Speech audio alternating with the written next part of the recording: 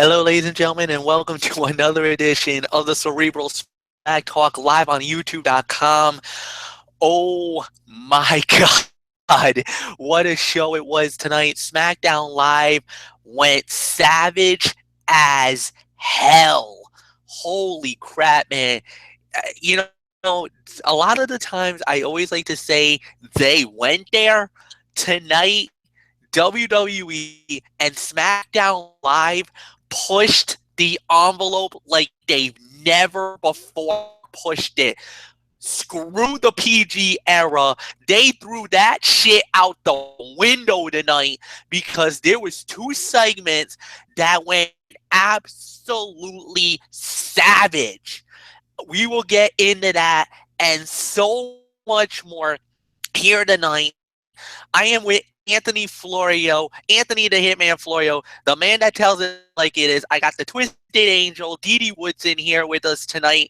And, we are not going, the chains are off tonight. I mean, if SmackDown Live was not going to pull any punches, I'm sure as hell ain't going to pull any punches tonight. We are going to go in, we're going to go hard, and we're going to show why SmackDown and this Cerebral Smack Talk is truly the A show. And if any doubt was left about how good this show was, they proved it to Raw. Yes, you may knock us down. We may not be the best right now, but boys, we came at you guys harder than ever before tonight. And there is no doubt, even social media was saying the first hour of SmackDown was flat awesome. Well, not the whole first hour. We're going to get into one thing right now. It was what we expected it. It was long awaited. We wanted it to happen. It finally happened. The match for the WWE title on the line, the champion, AJ Styles, puts the title on the line against James Ellsworth, the winner of the bout, and still the WWE champion, AJ Styles. Look, it was, okay, I'm glad it's over. Now we finally got all the stupidity out of it. The campy comedy bull funky nonsense is gone. But what AJ did after the bout, where he destroyed James Ellsworth, was a breath of fresh air. And not only that, it had to be done. We had to get past this Ellsworth thing and everything else. Even though I like Ellsworth, and James Ellsworth got himself a nice little pick-me-up later in the night, which even has me scratching my head. What on earth? But the fight was a dud. The post-fight was awesome. Even the fans was eating it up. So for me, I'm not even going to rate it because it doesn't even deserve a rating. But with that said, Anthony Florio, jump on in. You lead. You can take it from here. We finally got the match. Styles versus Ellsworth. AJ obviously was going to win the bout. We knew that. But talk about the post-fight and the extracurricular activities after that. Will do. Yes, indeed. Hello, friends. Anthony the Hitman Florio here, the man who tells it like it is, for another edition of the Cerebral Smack Talk. And, well, MF, I'll say it like this. I mean, as far as the fight goes, you're absolutely correct on that. No rating to a dud. You could probably make an argument that it was the worst fight of the night, although there was one just as bad, if not worse. But it's simple as this. I guess WWE got tired of Ellsworth just as fast as they fell in love with him. I can't say I even have much to argue with, since he had overstayed his welcome in a big way. As far as the post-match goes, Baron Corbin's got a long way to go on the mic, but he wasn't terrible there. He just isn't ready to carry a main event program. Or is he? We'll have to wait and see. The crowd is really ready for something new from Ziggler, as they were cheering him getting beat up. So I really don't know what else there is to say on that. So it's really a no rating to a dud for the fight. But as far as the segment goes, the verbal exchange afterwards, that was the segment of the night. I got to be real honest with you. Although there were some other good verbal exchanges later on in this show, and I'll say it like this, coming from the Raw guy, and I'm going to give it to you ridiculously raw right here and now on this edition of the Cerebral Smack Talk. I agree with everything MF said here. When MF did his intro, I agree with everything he said. I mean, Raw last night was, well, it was unfortunately, it was back to reality. It was back to average and mediocre. SmackDown Live saw it, and they took full advantage of it. They went balls to the wall tonight, and boy, howdy, did they ever do it. And, yeah, for the first time in a while, SmackDown Live got the better of Raw as far as as far as the content goes on the TV this time around. So that's all I can say on that. No rating to a dud for the match. The segment, though, that was the segment of the night. Well done. And, well, it led to Dolph Ziggler actually going into General Manager Daniel Bryan's office and saying, hey, I want to fight Corbin. I want to fight Corbin in the main event. Daniel's like, okay, you can have the match, but you got to put your title shot on the line. Dolph's like, done. I'll do it. If that's not balls to the wall, you tell me what is. Dee Dee Woodson, First Lady of the Wrestling Forum on our Twisted Angel, come on in and let's get your thoughts on all this craziness that occurred at the start of SmackDown Live tonight. It definitely was craziness, that's for sure. I think we had all hell's break loose after the match was over. As far as the rating, I agree. No rating. I mean, it's just pretty much all AJ with nothing from Ellsworth, which you kind of expected. But it did lead to a very interesting post-match, and I'm I'm not surprised that it led to Ziggler going in to get the match with Baron Corbin. Because Corbin pretty much has been destroying everybody through the SmackDown roster. But I really think that both guys, they both do deserve a shot at Styles, and and this would be one way for them to find out whether or not one of them's going to get that shot or not. We know Ziggler already had it, so it'll be a chance to see if Corbin's going to be able to steal it or not. So we'll just have to wait and see later on in the night on how that happens. So it's like I said, no rating on the match. Awesome segment, definitely very attention grabbing and everything. So I toss it up to I guess Fletch. All right, and then after that, things basically explodes on SmackDown Live. First off, we had an Intercontinental title fight. Yes, 2 title fights one night right on SmackDown Live. It was for the Intercontinental Heavyweight Championship. The champion, The Miz, puts the title on the line against Apollo Crews. As many of you guys know, 1 week ago, on Tribute to the Troops, The Miz was in a singles match against Apollo Crews, and The Miz lost. Well, a little interference by Gabriel Gonzalez, the comedian, whatever. I mean, it was campy comedy, fine, whatever. But The Miz went to Daniel Bryan and said, hey, I want another shot at Apollo Crews. I got screwed over. That was BS. Give me another fight. Okay, fine. Daniel Bryan's like, I'll give you another chance. I'll let you fight Apollo again, but you got to put the Intercontinental title on the line. Done.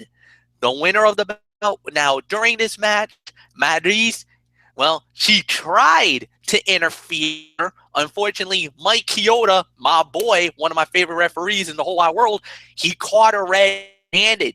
And guess what he did? He said, you are out of here. You get ejected. See ya.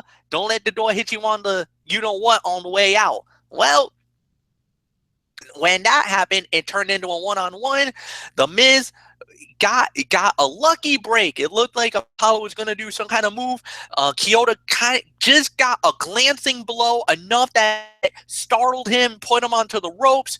Miz with a thumb to the eyes. Yes, I know Anthony Florio must have been very happy with that one. Skull-crushing finale. 1, 2, 3. Match over. Miz wins. He's still the IC champion. But here comes the savage part. Then all of a sudden, The Miz being interviewed with Renee Young at ringside. And, Miz was talking about Dean Ambrose and, you're being preoccupied with Ambrose. And he's like, I'm being preoccupied with Ambrose? Speak for yourself. You're the one that's sleeping with them. Whoa! What? Hello, savage leap. The next thing you know, Renee Young gets so pissed, she slaps the taste out of the Intercontinental Champion. About it getting personal, it went there some. Anthony Florio, let's talk about the fight. Let's talk about that moment where it went there. It's yours. Well, with the way The Miz won the bout, I got to do it. I gotta send out the old proverb, not just of Jesse Ventura, but of me as well. Win if you can, lose if you must, but always cheat.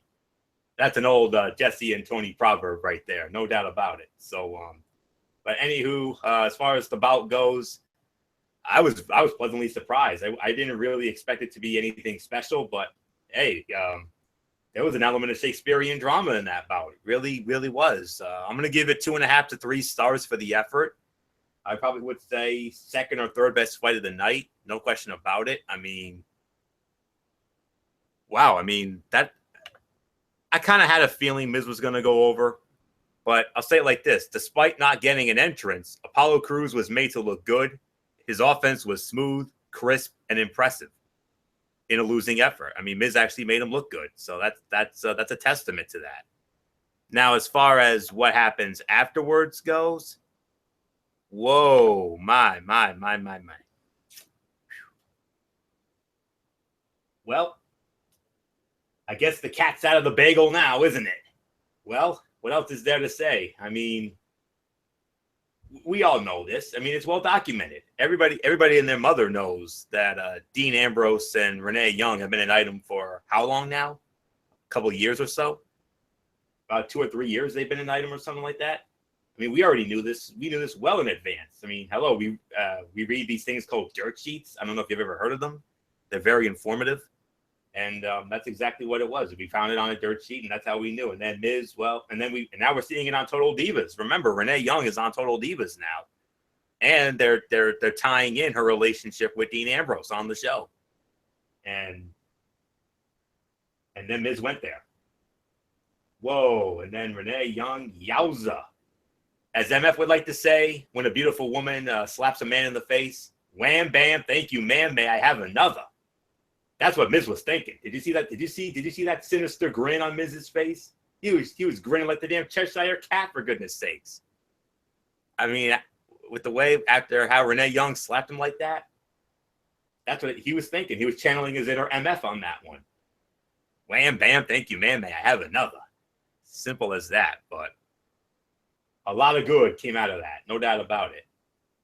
And well, it'll be interesting to see how this ties in. I mean, it's obvious that we're on our way to an intercontinental feud with Miz and Ambrose, which could be some interesting stuff right there. And we'll wait and see. But for right now, 2.5 to 3 stars. One of my fights of the night. Post-match, brilliantly done. Renee Young, I mean, she's not that, well, at least for that one moment, she wasn't that sweet, innocent girl that all the fans fell in love with, including myself. So that's all I can say about that. So, wow. Edie Woodson, how do you follow that? Not sure, but I do, agree with just about most everything you said there. Because yeah, everybody pretty much knew Renee was dating Dean. like you said, from Dirt Sheets and now Total Divas. And I mean, last week they did a whole segment on Total Divas with the Bella Twins and Renee. So I mean, it's pretty much posted everywhere that about it. So really, that was not a surprise, other than the fact that they actually finally put it in the storyline. Because Vince, you cannot have a personal life. The personal life ends up on TV. Go back and look at Lita, Edge, and Matt Hardy. There's the biggest one right there that ended up on TV, blowing up their relationship and everything else. And from what I understand, even the Triple H, China, and Stephanie was real life backstage that ended up on the show. So I mean, that's just totally crazy. All the real life stuff that it actually ends up on the screen. And now here you have Total Divas and Total Bellas that's even pushing it even more in our faces of what these guys do in their personal lives. And whether they're scripted, whether they're not, nobody will know for a fact unless you're there, or unless you get that intel. But from what you see on the show, it's gonna, whatever you see on Total Divas is gonna end up spilling over onto Raw or SmackDown. So I can guarantee you, if we have anything else pop up like that, it's going to end up on the show. So my rating, I'll for the match, I'll agree with. But yeah, that was explosive, and I'm proud of her for standing up and for herself. And my hat does go off for the ref and catching Maurice. So that's about all I have to say about it. No, this really, I mean, this was a good match. I mean, it was a good Intercontinental title fight. Yeah, I didn't like the ending, but the post fight was really the stick out point, and it really plays into the fact that, thing about it too, there's a little bit of a Total Divas tie-in as well. Remember, Maurice is on the show, so is Renee Young. Their men are, it looks like they are definitely on a collision course for the Intercontinental title. And time, yes, they because it always was taboo to acknowledge a relationship or something like that in real life. And then, but Dee Dee has also said, normally a lot of the times they bring those relationships out in the forefront for the whole world, and a lot of times you don't see that. But this is one of those moments where they did. They brought it out, they brought it together, and look out below. Everybody is now clamoring because they now sense this could explode into something even bigger, something even more awesome. We'll wait and see what happens, but we'll have to deal with it on another night. Maybe they'll deal with it in Chicago 1 week from tonight, as they do this, what they call wild card final on SmackDown Live from Chicago, Illinois, from the Allstate Arena in Rosemont. We'll wait and see what happens. But one thing is for sure, this show is going to be electric. On top of that, unfortunately, we did get some bad news. Basically, Zack Ryder did suffer an injury. It was a knee injury, as you guys saw, and as we were talking about it last week on the show. Michael Bullock was the first one to jump on this, and we found out that Ryder, basically, his kneecap popped out of place, popped back into place. Call it a patella tendon injury on the knee. He had to go for surgery. He is out 4 to 9 months. That sucks for Ryder, man. I mean, what a heartbreak for him. What a 2016 for Zack Ryder as well. Winning the Intercontinental title, an improbable Intercontinental title win at WrestleMania in front of over 100,000 at AT&T Stadium, then to be on SmackDown Live, being drafted by SmackDown Live, being teamed up with his buddy Mojo Rawley. The Hype Bros were reborn. They were established on NXT, got reborn on SmackDown Live, and last week was their culmination moment, their realization moment, as you would say. They became the #1 contender for the tag team championship, and now it's been taken away. And a big announcement, manager Daniel Bryan, he has announced during SmackDown Live next week, the wild card finals, as we called it, it is going to be a tag team 4 corners elimination match for the tag team titles. It is going to be Randy Orton, it's going to be the Wyatt family. We don't know what members of the Wyatt it's going to be. It's going to be the Wyatts, the Usos, American Alpha, and Slater and Rhino in that match to determine the SmackDown Tag Team Champions. If you guys want to talk about it, we can. If you guys want to save it for next week, we definitely can. So I leave it up to you guys. It's open form on this. I'll give a brief thought. I mean, just a quick thought. Okay. As far as what happened to Ryder, I mean, you feel bad for the man. I mean, he's been through a lot. I mean, there was so many years where he was, Mr. Irrelevant. I mean, the infamous meme from Meme Gene Okerlund, or as we call it, Mimi Gene Okerlund. I mean, we remember that infamous meme that was up there, the bad luck Zack Ryder. I mean, the man couldn't catch a break. Yeah, sounds like somebody close to home. But I'll tell you what, I mean, hey, WrestleMania, him winning the Intercontinental Heavyweight Championship, no question about it. That was one of the shocking moments of the year, if not the most shocking moment of the year. No one saw that coming. None of us saw that coming at Mania. And then he drops it 24 hours later to the Miz, and I'll never forget MF going off on one of his infamous Cerebral Viper rants about that, and I couldn't blame him. I was right there with him.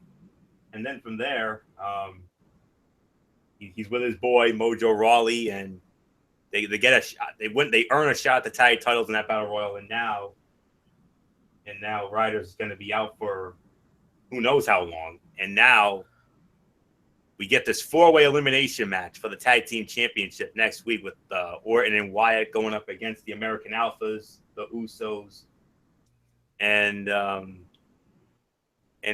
who was that? Who was that last team, MF? Slater and Rhino. Oh, Slater and Rhino. That's right. The former champions, right. So I had a little brain freeze for a minute. But I'll tell you what. It's got potential to be something special. I mean, my gut's telling me that the Wyatts are going to go over, but my heart is telling me the Alphas are going to win it. I don't know, but I think it may be a little too soon to take the belts off of Orton and Wyatt. I think they're going to want to give them an extended run with them. I don't think they're going to be as long as New Day's run was. It ain't going to go that long. Trust me on that. But definitely excited about the match. I'm looking forward to it. And I'll tell you what, this show next week, this final show of 2016, it's going out with a bang, man.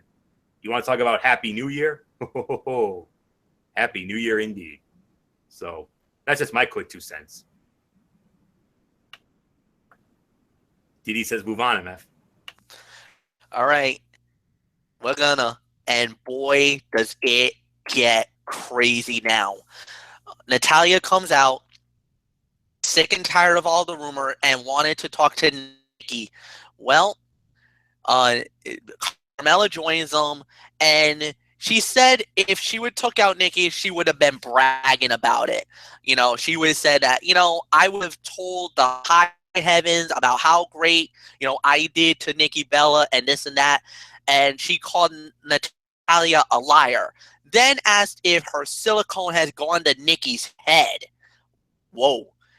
Carmella claims that, that it was Natalya, that Nikki needed to be taught the lesson, and Carmella was trying to have Nikki turn on her. Well, Natalya called Carmella a snitch. Then Nikki put two and two together, and we found out it was Natalya all along. She went after Carmella. They basically went into the Christmas set, and they turned around. Nikki just in shock, in sheer disbelief. The most craziest promo exploded. Natalya turned around and said, and now I'm quoting, this is straight quotes from here on out. He says, "Okay, I did it, you bitch." Natalya claimed that her family is wrestling royalty, which it is. It is the Hart family. We all know the legacy of the Hart family. Anthony Florio will wax poetic about that legacy in a little bit. She said Nikki worked hard and Brie got everything because they were beautiful. You know, they got everything because it was handed to them, where Natalya had to work and scrap and claw to get to where they are, and she was jealous of that. But then she turns around and says, but my cat has more charisma than you. You are nothing, and that is why John Cena will never marry you. Wow. Oh my God. Holy crap. Did I say savage as bleep? All right. After all that, then you have the tough task to follow what I believe has to be a female promo of the year. It's all yours, my dear. Oh yeah, they definitely hit this one out of the park with these two. You know, we all knew Natty's background. We all know, you know, that she's been held back for years and not, you know, allowed to, you know, go all the way with getting a title or anything, and that, you know, she's always, even from the very first Divas thing, you know, they stuck her with Eva Marie and JoJo. I mean, she's always been the one that they want you to show them around and everything. So yeah, you know, I was looking forward to one of these times when they're just gonna let her explode, and they finally did tonight. They let her explode big time, and she just raked Nicole over the coals. And, you know, a lot of us know that if you have followed the Divas, Total Divas show, you know, we all know that, you know, John Cena didn't want to get married because of what happened with his previous marriage, financial obligations he has with his, you know, his family that he's taking care of. You know, he's taking care of his dad, he's taking care of his mom, his siblings, stuff like that. You know, so he just did not want to, you know, get into that situation that he was in previously with his former, and, you know, to the point that he even had Nikki sign a contract to live in his house. So, I mean, it's, you know, Natalya may have a couple of valid points there, but, you know, that's the true reason John will not marry her. So, as far as Natalya's claim that, you know, everything's handed to Nikki, you know, that could be true because here she is dating him, John Cena, but I don't think all of that is entirely true that she said, but we also don't know, you know, exactly how these girls came up. And from the way the way they did bring it up, it looked like a lot of it has been handed to them. And um, and everything. And even now it looks like a lot of stuff would be handed to Nikki because her brother-in-law is the working as the SmackDown GM. And that's just one more thing that they're gonna just keep throwing in Nikki's face. Whether Nikki deserved this or not, I'm not gonna go there. But man, I mean, Natalya unloading on her. You could see that coming. And my question is anybody surprised that Natalya was the one that attacked Nikki? I'm not surprised. Kevin's not surprised. I don't think too many people in the universe was surprised, although a lot of it was everybody was pointing the fingers. Okay, Carmella has more ammunition and has all the reasons to do it, but no, it ends up being her best friend to do it. And they always say, keep your enemies close, or keep your friends close, your enemies closer. So, if that's what Natalya was doing, then you know that now that it's out in the open, now that she confessed it, even though she was trying not to at the time, but even though she did eventually confess it, we're going to have a big blow up here in 2017 with these two. And I see this being a very long rivalry and something that's going to probably even spill out into social media. So don't be surprised if you see tweets going back and forth from both girls. But yeah, this was definitely, I'll agree with Fletch. This is definitely probably the biggest promo that the Divas have had in a long time. I mean, when you just had the iconic rivalry from Raw, and now you have getting ready, I guess, to start the SmackDown version of that iconic rivalry. So we'll just have to see where this goes, how this plays out. It's definitely cemented Nikki as a face and Natalya as the heel, and we'll just see how it goes. So Florio, what's yours? Yeah, I mean, what else is there to say? I mean, they went there, and but I got to be. I'm going to be the man who tells it like it is here. Whoever put Natty in a position to remember her lines and deliver that promo should have seen that train wreck coming. Natty was brutal. Carmella did a much better job earlier in the segment, and the reveal that Natty was a liar and the attacker garnered exactly 0 heat. I mean, it was like a Tensai entrance for goodness sakes. This was the worst possible scenario for this feud, and well, at least they finally got it out in the open. I mean, they didn't let it drag out any longer than it did. I mean, some of these whodunit angles in the past have been really, stupid, if I'm going to be real honest. And I mean, the whole Stone Cold angle back in the day, I mean, that dragged forever and ever and ever. And then, even though we got an awesome payoff out of it, I was hoping for the payoff here, but yeah, about that. So it's obvious that we're going to get a Nikki and Natalya feud. We just don't know when that's going to be. Maybe they start that next week. I don't know. We'll see. But that segment, if I'm going to be real honest, not exactly my cup of tea. So that's really all I can say about it. So, MF, if you haven't given your 2 cents on it, I said we just move on. All right. We're just gonna move on to that.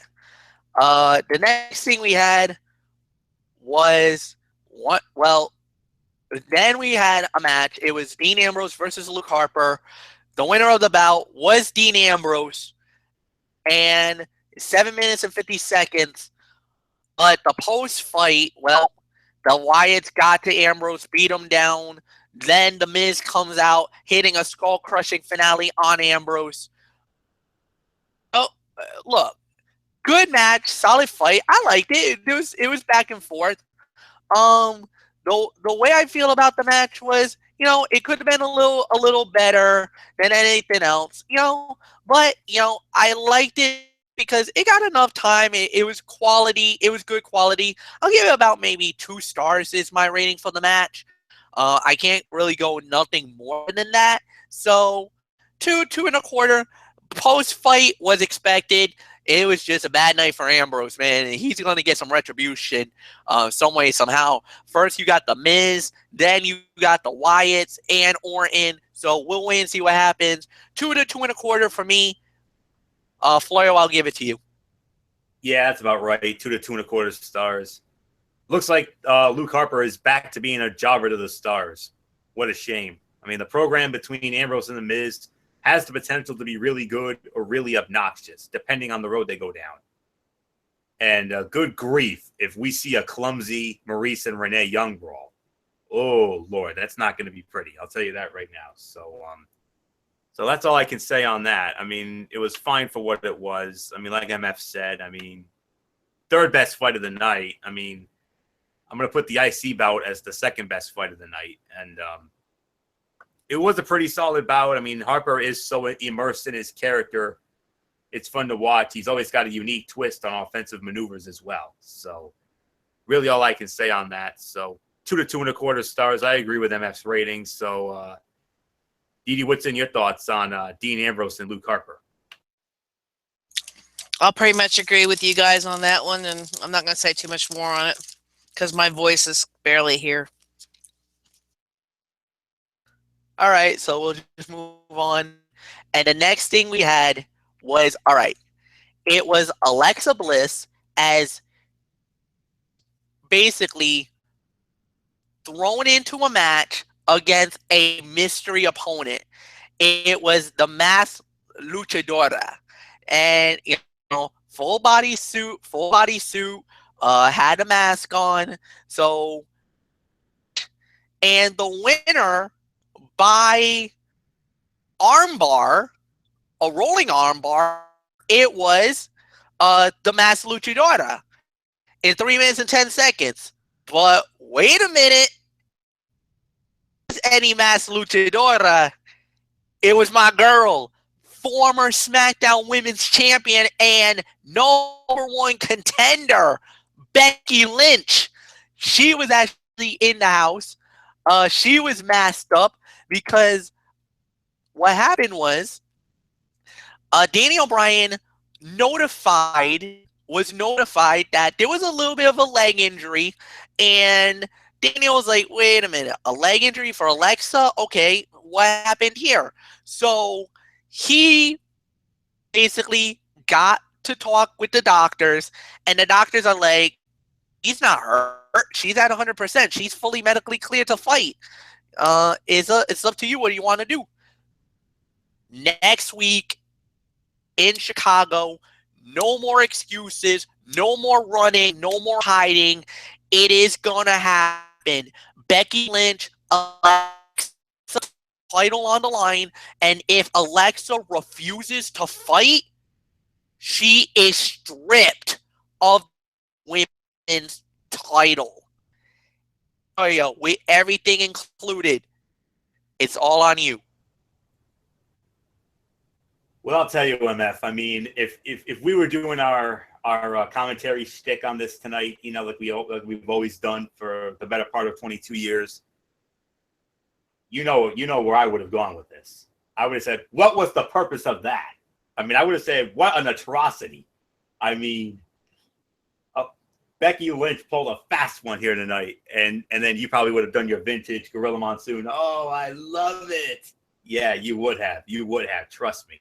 And, oh, yeah, I would have gone off like Jesse the Body Ventura would have. I mean, I would have gone on one of his infamous tirades like he always used to go on in the day, on heel commentary, that is. But I'll say it like this. I mean, I kind of got a kick out of Becky Lynch's Luchadora gag.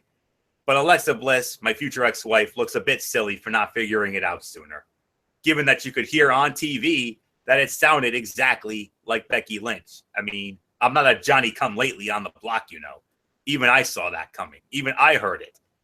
Even though my hearing can be a little shoddy at times, I'll admit it. But anyways, she was also wearing a blue jumper with red underwear and a purple mask that looked like someone cut holes out of an old pair of Randy Savage's trunks.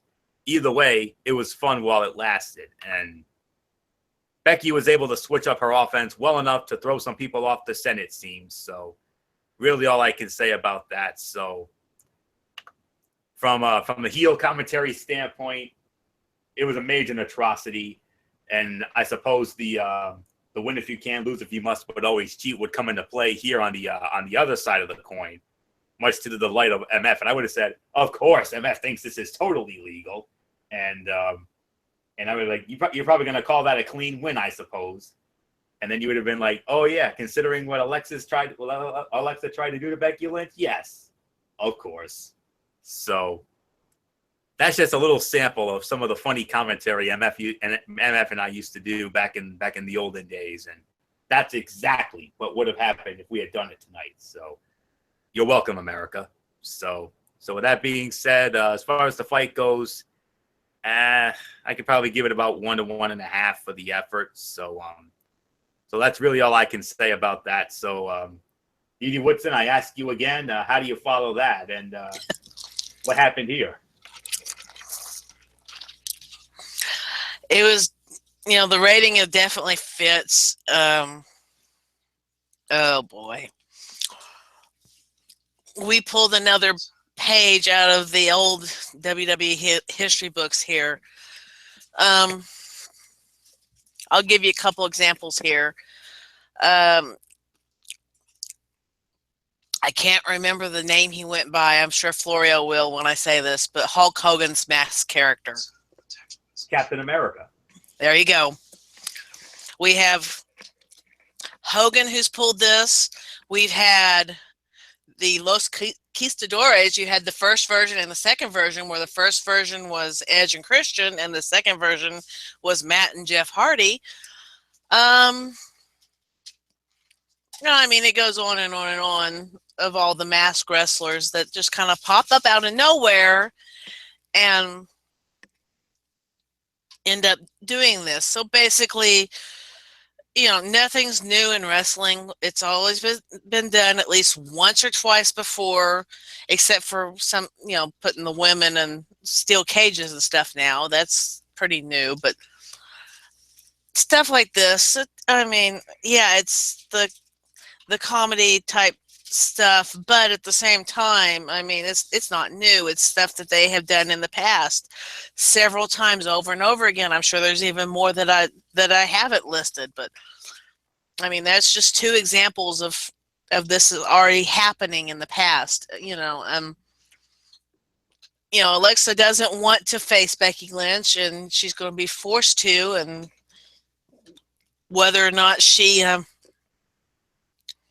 does it, I'm sure she will, because she doesn't want to lose that title. That's her pride and joy, her little baby now. So we'll have to see what happens. But you could almost tell the injury, like I said last time, the injury was kind of faked, because 1 minute she's holding her knee, the next minute she's holding her ankle. So I'm not surprised that Daniel went behind her back and talked to the trainers, talked to, to all the people involved, saying, yeah, she's cleared, she can wrestle. So hats off to him for making the match. Hats off to, forcing her hand here. And we'll just have to see what happens in the future with these two, because this isn't over, not by a long shot. So Fletch, it's yours. All right, and the next thing we have, guys, is, this is probably going to be the cool down fight of the night. We had Mojo Rawley going one-on-one with Kurt Hawkins. And actually at ringside, Ryan Phillippe, basically the star of the USA hit TV show Shooter. Basically, as many of you guys know, Randy Orton guest starred on one of the episodes, not fairly recently. So they just wanted to give him that little plug and, try to push Shooter to the USA fans, the WWE fans, because Shooter normally at their show happens after SmackDown goes off the air at 10 p.m. Eastern. Actually, I got Shooter right now on my TV right now on the USA Network. So they had Mojo Rawley versus Kurt Hawkins, and Mojo Rawley wins the bout at 5 minutes and 50 seconds via pinfall. I believe it's Dee Woodson who leads off. So Dee, just give us I know it's probably not going to be much, but just give us a quick 2 cents. Let's say that. Well, it was interesting. I'll say that much.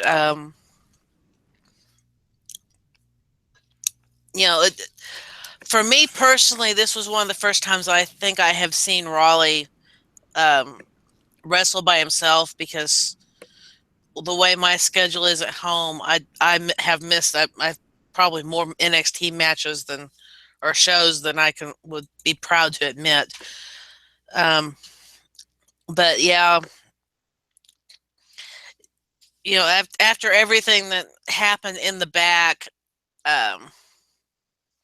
it was kind of, expected for Mojo to kind of be riled up when he comes out there. And, here Ryan says now that he has a new best friend in Mojo, which was very interesting to say the least with that too. So, I'm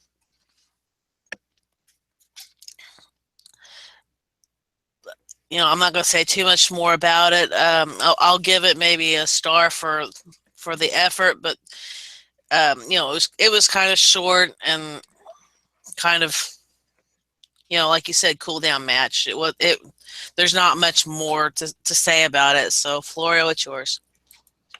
Yeah, this would fall into the category of pointless and unnecessary filler, but they had no choice. They needed to kill some time, I guess. So it will be interesting to see where Rawley goes as a singles with Zack Ryder on the shelf. I mean, my guess is not very far, but you never know. They could surprise us. I mean, I'll say it like this: Ryan Phillippe, he seems like a pretty nice guy, but he's way too level-headed to be on a WWE show. He seemed out of place in comparison to the insane, high-octane personalities that permeate the show. So that's really all there is to say on that. As far as the fight goes, yeah, I could probably agree with Didi's rating, maybe 1 star for the effort, although nothing really wowed me, nothing really to write home about. So that's really all I can say on that. So another one of the few meh moments of the night. So nothing left for me to say here. Let's just move on, MF. I believe it's main event time, unless there's something else we need to get into. I'm not going to get into it. I'm just going to leave this one. And this is the one that had everybody in the water cooler going ballistic on social media. And they were saying, oh my God. Okay. So basically we had was the interviewer down at, they had a backstage segment. James Ellsworth he looked bad. He looked horrible. Basically, he was, banged up, had like all these, an ice pack on the shoulder, his neck brace, a leg brace, looking like he went through hell with AJ Styles. AJ doing a number on him, during the early attack early in the night. He was on his way to a medical facility. And the next thing you know, you see Carmella show up, going to check on him. It's like, oh, baby, don't worry. I'll take good care of you. I'll help you. I'll help you. I got you on this. Wait, what? Carmella and James Ellsworth? Okay. Now, I know we've seen a lot of romantic hookups lately. Alicia Fox with Cedric Alexander, Rusev and Lana. That's real life. They're married. Okay, I get that. And then there was a brief little one And it kind of was like, I was hoping they would have lit the torch here, but they didn't, because I don't know. It kind of was like a one-off. And that was Sasha Banks with Enzo Amore. I was like, yo, this could work, but I don't know. I'll just leave it out there for the future, because God knows what be thinking right now with an Ellsworth Carmella story for WWE. I don't know what that could lead to, but it is the main event, and it is the number one contenders match for the right to fight AJ Styles for the WWE title. The winner of this fight will fight AJ Styles 1 week from tonight from Chicago. It was Baron Corbin versus Dolph Ziggler. The fight was thrown out. It was a double DQ because AJ interfered and laid out both men after Corbin threw Ziggler into AJ Styles. And that prompted the non-finish. Actually, it was a double countout at first. And then AJ went off, destroyed both men. Daniel Bryan comes out as well. I need to do what I have to do now, and I am here to announce our main event in Chicago is versus Dolph Ziggler versus Baron Corbin, threat for the WWE title. Okay. This had the makings of a fight of the night, and it probably will be the fight of the night by default. Even though I did not like the ending, I thought the ending was really bad. However, it served its purpose because of the fact there was no clear-cut winner. And on top of that, it actually gives a more added incentive for AJ, because to get a triple threat in Chicago, where you know that's IWC country, this is going to be the best case scenario for all the fans, because you know that crowd is going to be firmly behind AJ Styles more than anybody else. They've kind of lost interest in. They never really cared about Corbin. They're starting with Ziggler. AJ, after what he did tonight to James Ellsworth, even though they're treating him like a heel, he's turning himself into more of a glorified face. This is a kayfabe moment where he is going to get the lion's share of applause, the love, the appreciation. They are going bonkers for him. And imagine what it's going to be like 1 week from tonight in Chicago. Dream right there. I can't even imagine what we could pull in Chicago next week. This is going to be fun. This is going to be amazing. This is going to be one for the ages, and we're going to have it live. All right. So, 2.3 stars is my rating. This is my fight of the night. Anthony Florio.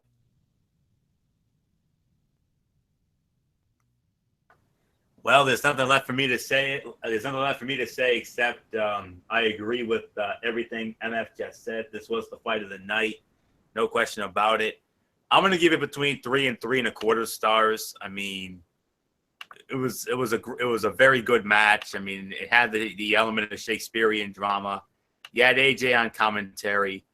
I mean, you know, it's something we've seen a lot of this before from Ziggler and Corbin. You know, they had that program earlier in the year after WrestleMania, you know, right around Extreme Rules and Payback. You know, they had those solid matches and whatnot.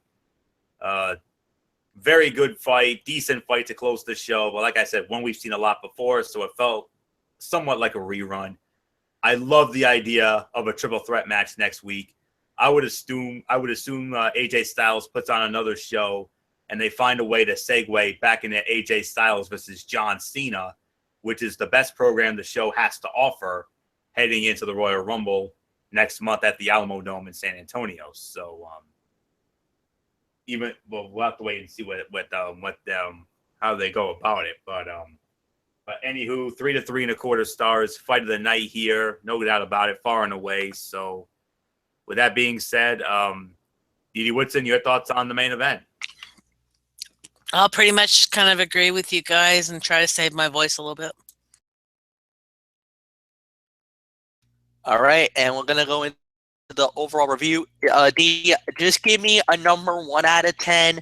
Like I say, you say that you're very not at 100%.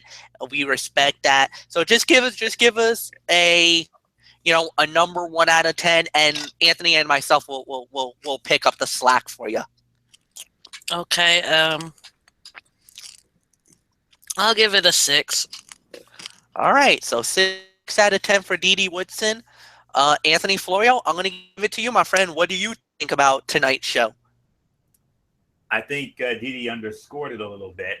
I think it was more about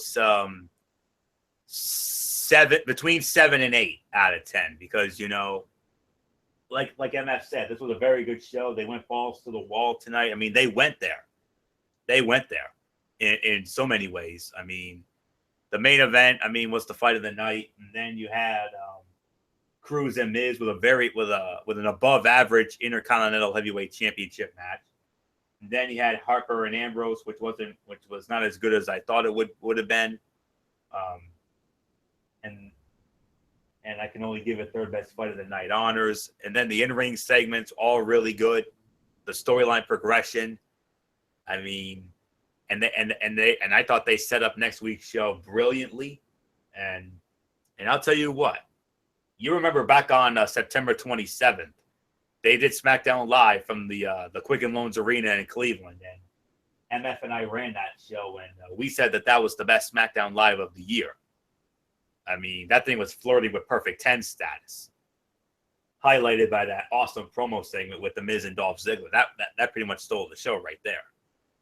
But next week, you're going to be live. It's Smackdown Live. How about this? Next week, after we, exchange Christmas gifts and whatnot and the whole 9 yards, and sit down in a nice dinner with all the trimmings and like I said, everything else. How I can't think of a better way to get ready for New Year's Eve than having both Monday Night Raw and SmackDown Live taping on back-to-back nights from the IWC capital of the world, Chicago, Illinois, the Allstate Arena, formerly the Rosemont Horizon in Rosemont, Illinois, a suburb of Chicago. Raw is going to be off the hook. SmackDown Live is going to be off the hook. I got a great feeling about both of those shows. But if I'm going to be real honest with you, I think SmackDown Live's got the potential to be the better show, because look what we got set up here. Styles, Ziggler, Corbin, triple threat match for the WWE Championship. Throw in Alexa Bliss and Becky Lynch for the Women's Championship.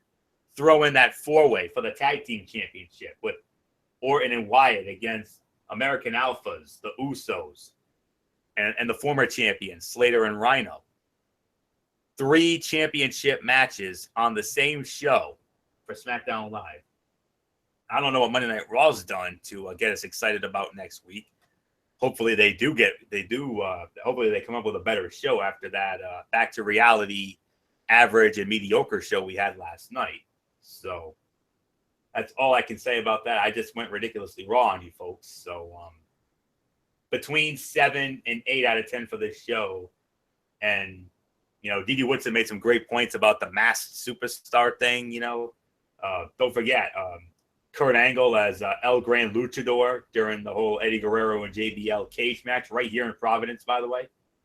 And then Fabulous Moolah as the Spider Lady. And in the original Screw Job with Wendy Richter in Madison Square Garden. And Ric Flair as was a had a dark gimmick himself and during his feud with Sting, and some other great examples of masked wrestlers like Didi Woodson mentioned earlier. So I wanted to get that off my chest real quick. So yep, 7 to 8 out of 10. MF,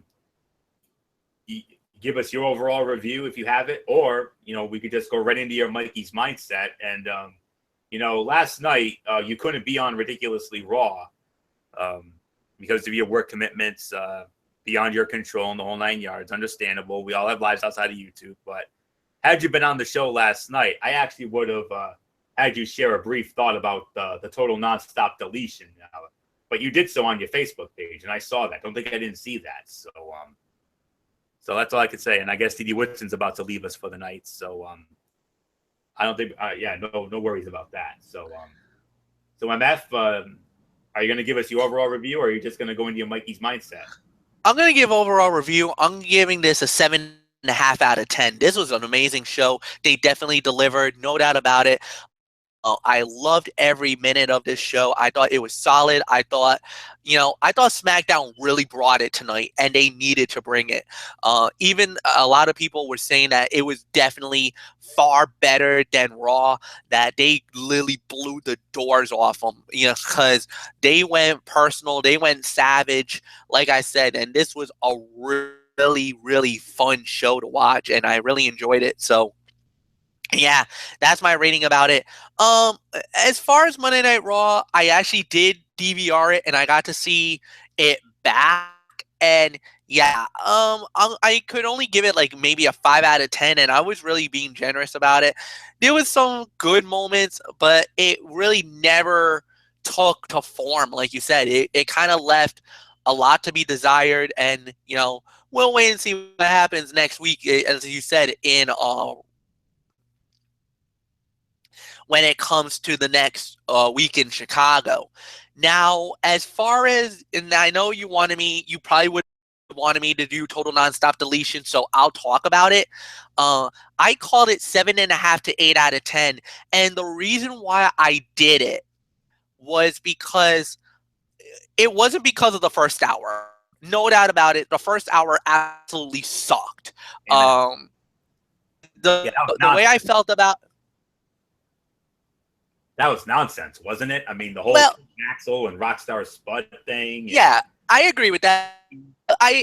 But you have to give it up for the Sienna versus ODB. I thought that was an okay fight. But I also liked, the only thing that I liked was the Inchweed gimmick by Jeff Hardy. It seems like whatever Jeff Hardy does, it's always awesome. And Inchweed reminds a lot of me. That is me basically when I have a couple of sodas in my system and look out below.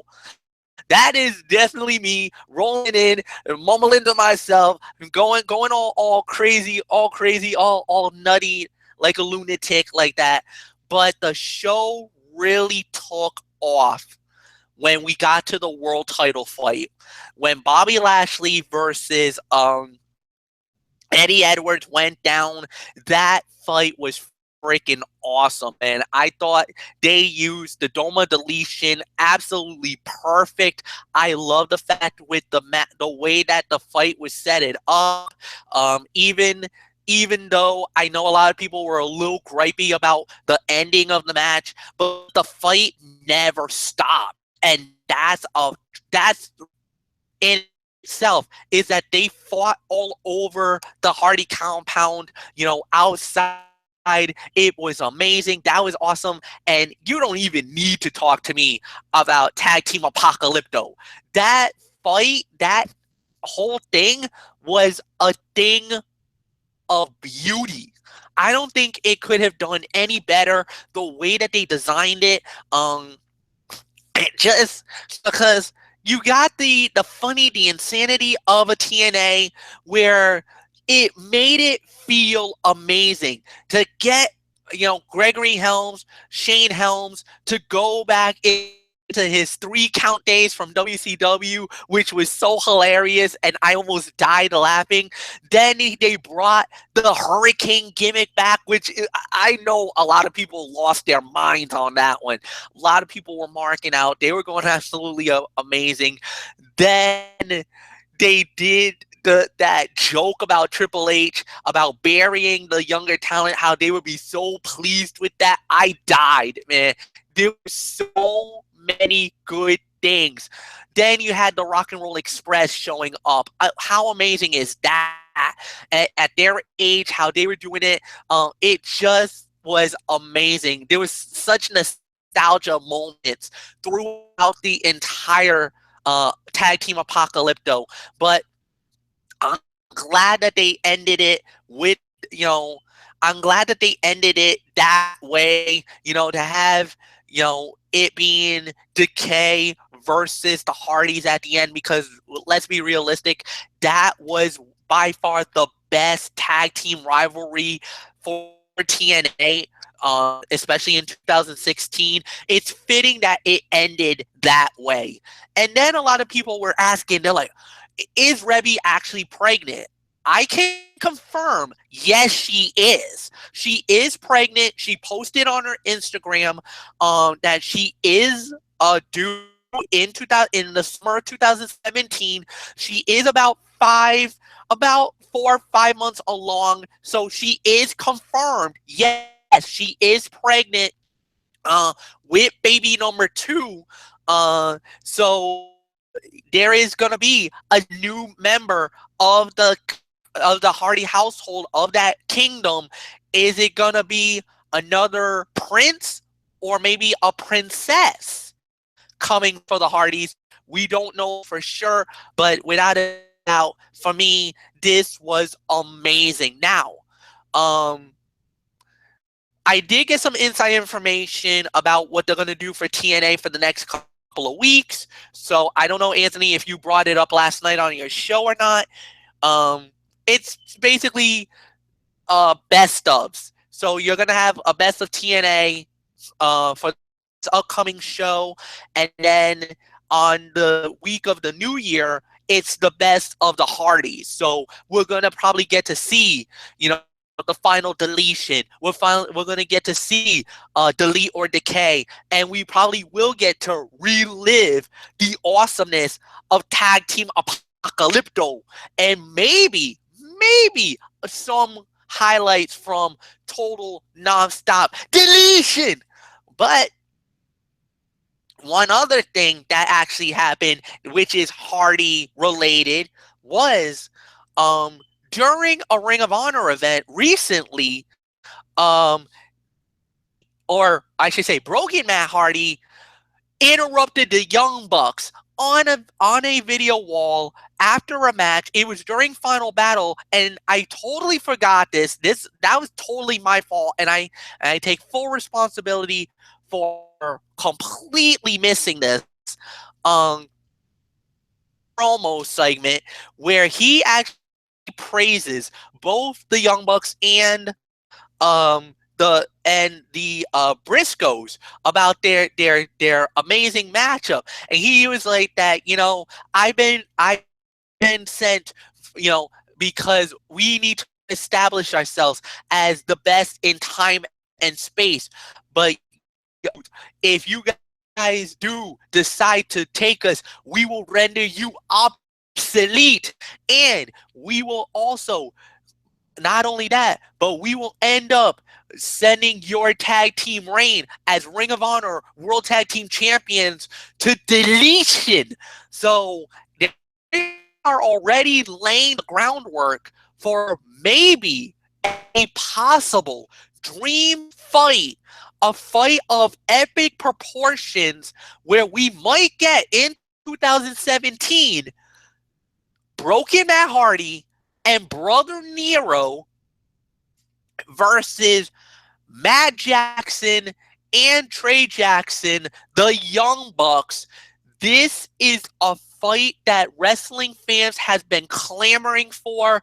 If this actually happens, I will be all over this myself, Eric Ferreira. I know, Anthony, you'll probably want to get in on this as well because this is Ring of Honor, because this is a TNA related versus Ring of Honor. So I got a feeling you're probably going to want to jump in on this one because it will be not only it's the IWGP Junior Tag Team Champions and Ring of Honor World Tag Team Champions, the Young Bucks, against TNA World Tag Team Champions, the Broken Hardys. Absolutely. I mean, I don't cover the Ring of Honor as much as you do, MF. I mean, I know you're a Ring of Honor guy. I mean, I've seen bits and pieces of it at times, but if that fight does go down, wherever it goes down, whether it's on an Impact Wrestling broadcast or an ROH broadcast or what have you, I'm all in, man. I mean, I want to see it. I mean, the Young Bucks, I mean, I remember them. I mean, they were Generation Me in TNA, and they had some solid matches. I'll say it like that. And to see them against the Hardys, oh my goodness, that would be something special. And to have the Broken Hardys doing their thing with the whole deletion, I mean, I'd be all for it. So nothing left for me to say except one little word. Yes, let's do it. All right. And with that said, we're going to continue on. Basically, we actually got some Ring of Honor news this time around. Unfortunately, I missed the show, so I can't give you a full recap on Ring of Honor. I know you guys are a little disappointed with that. I'm sorry, guys. I'll do better. I'll make this up for you guys next week. But Insider is reporting today that Dave Lascana and Billy Corgan, yeah, those two guys that were basically used to run TNA, they met with Ring of Honor management today in Baltimore. Now, supposedly this happened a couple of weeks ago. No word on what happened, what that meeting was about, but they went to Baltimore, Maryland to meet with Todd Sinclair, who is, as many of you guys know, is the owner of Ring of Honor Wrestling. And as many of you guys know, Sinclair Media Broadcasting owns Ring of Honor, and they are running the organization now. But my goodness, those two guys are TNA guys. What are they doing with Ring of Honor? Could this be maybe a partnership? Now, if TNA and Ring of Honor together, that would be a massive deal because there is a lot of Ring of Honor guys who used to work with TNA. And what type of talent exchange would that bring to the table if that ever happens? Well, we'll wait and see what happens. But one thing's for sure. It is going to be fun. It is going to be amazing. It's going to be a whole 9 yards. We'll wait and see. Big announcements from Ring of Honor as well. Basically, we got the Briscoes. They're going to fight the Young Bucks in Dallas on February 4. And it is 2 out of 3 falls for the Ring of Honor World Tag Team Championships. Like I said, that is one of the things we were talking about. And also on that weekend, they've also announced that Cody Rhodes will fight in San Antonio. He's going to go up against Donovan Dijak. Is there. So that's your Ring of Honor news for the night.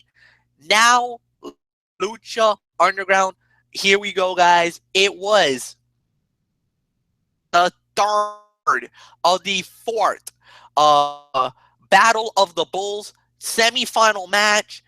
This fight was Dante Fox, Killshot, Mariposa, and Jemirai Crane. The winner of the bout was Jeremiah Crane. He actually now joins Cage and the Mac in the Battle of the Bulls finale because the winner of that fight, number 1 contender for the Lucha Underground Championship sometime down the line. Then in a singles match, we had Drago versus Cabra Moon. Drago wins the match. So that was just a one-on-one. And then in the final Battle of the Bulls semifinal match in another fatal four-way, it was an Eletico, Jack Evans, Son of Havoc, and PJ Black. Of course, Jack Evans, PJ Black, members of the Worldwide Underground. Son of Havoc and Atletico was partnered with Ivalice, and they are former Lucha Underground Trios champion. So, this bout, unfortunately, the Worldwide Underground gets the victory here.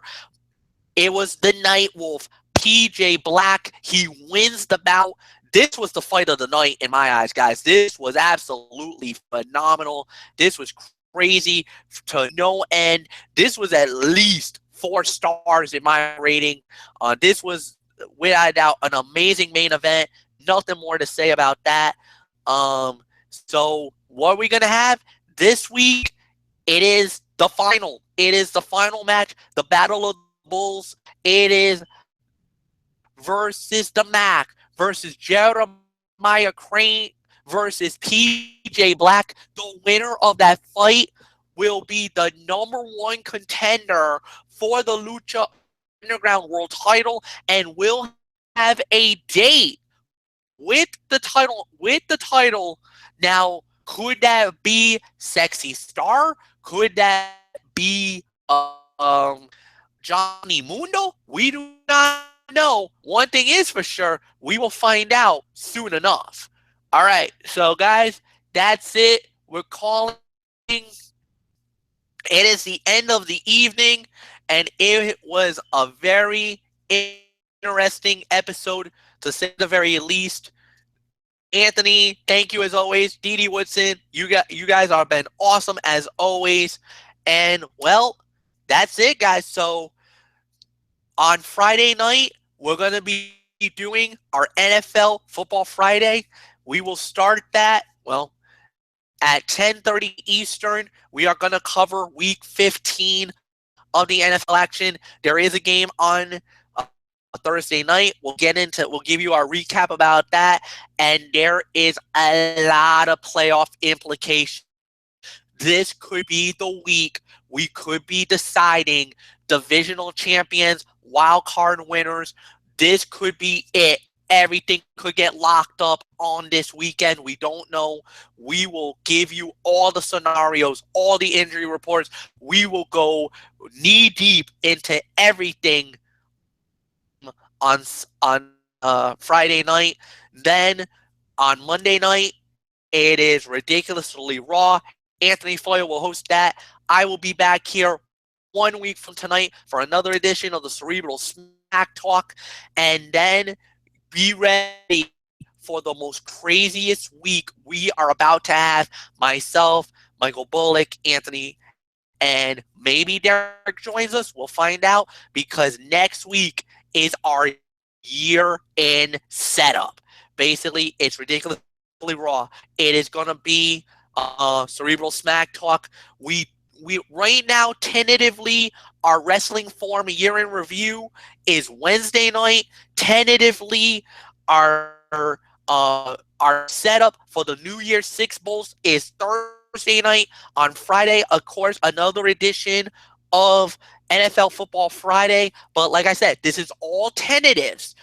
Please come back, check your social media outlets, Facebook, Twitter. We'll give you all the details if that is indeed the schedule. We don't know it just yet, but what we do know is we will see you guys on Friday night. So until then, for Anthony Floyo, for Dee Woodson, I'm Michael Fletcher. You know the routine. How's the hand pounds? We're out. Have a good night. We will see you guys Friday night. Bye-bye for now.